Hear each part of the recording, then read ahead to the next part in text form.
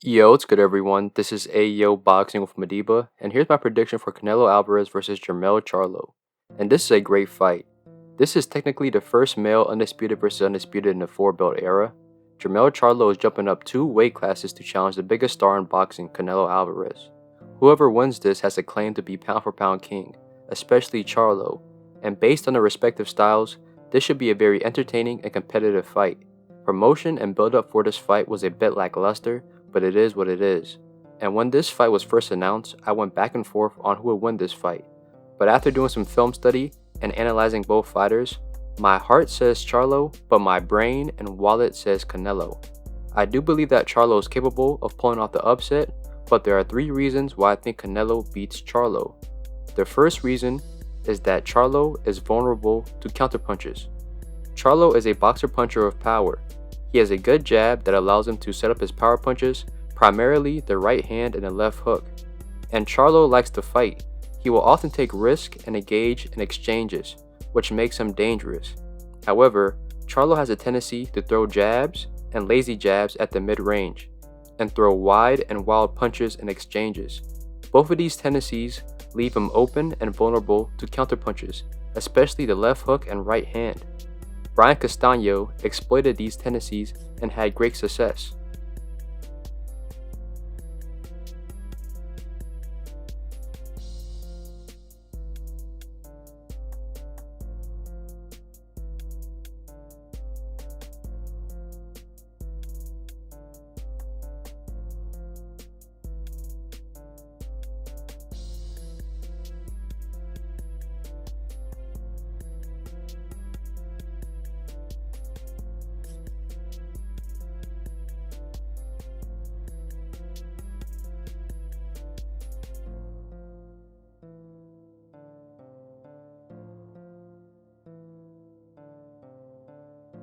Canelo and Castaño share a lot of similarities.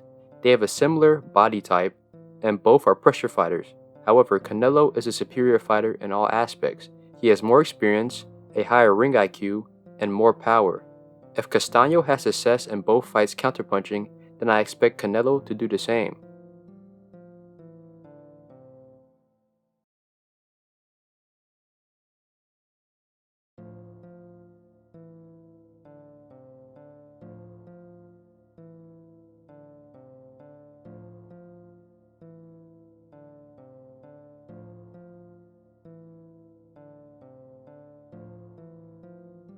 The second reason is Charlo's tendency to back into the ropes.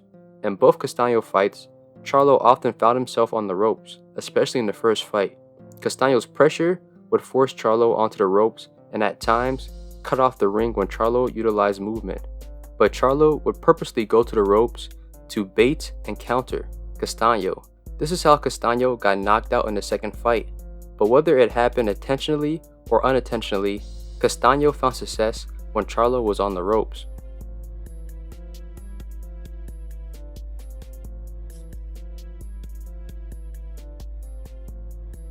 Canelo is known and fully capable of beating up opponents on the ropes. I would show you clips of the Caleb Plant fight, but I'm not trying to get a copyright strike or a claim. But you get the point.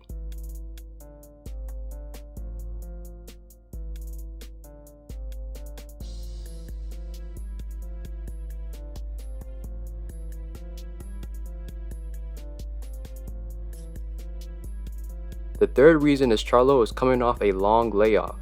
Charlo has been out the ring for more than a year and suffered a hand injury during that time period as well. Inactivity definitely has an effect on how a boxer performs, especially the defense and reaction time. I'm expecting Charlo to have a degree of ring rust going into this fight. Canelo, on the other hand, fought this past May, which is about 4 months ago. Canelo will definitely be the sharper fighter at the start of the fight. Furthermore, Charlo's jumping up two weight classes to fight at 168, a division where Canelo has been at for 3 years. Charlo may be the taller fighter than Canelo and might grow into the new division fine, but my concern is that he's not acclimated to fighting at 168. His punch resistance, speed, and conditioning could be affected. And most importantly, his power may not fully translate to 168. And you have to remember that Canelo has an iron chin, and outside of Triple G, Canelo has hurt everyone he's fought at 168. This includes natural 168 guys like Callum Smith. With that being said, Charlo's athleticism could win him this fight. Historically, Canelo has problems dealing with fighters with good jabs and guys with good movement. Canelo has slow feet, which can make it hard for him to effectively close the distance against guys with faster footwork and lateral movement.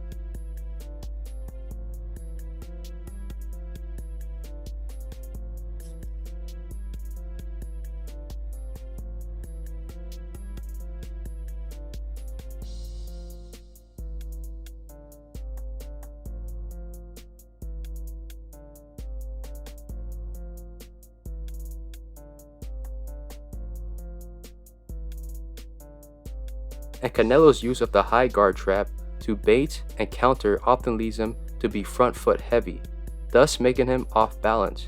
A good, strong, and educated jab can knock Canelo off balance, forcing him to reset, which will leave him out of position and vulnerable to be hit.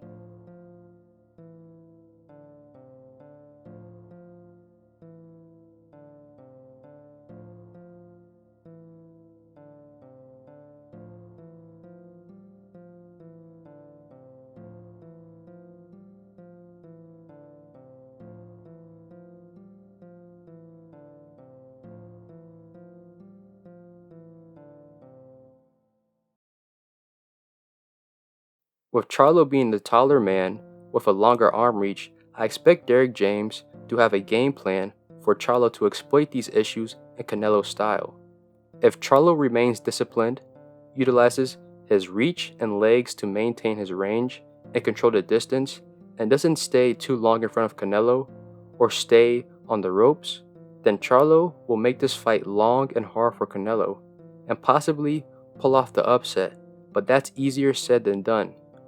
But who knows, this is boxing, anything can happen. But thank you for tuning in with Ayo Boxing from Madiba. Hit like and subscribe, and more content's coming your way.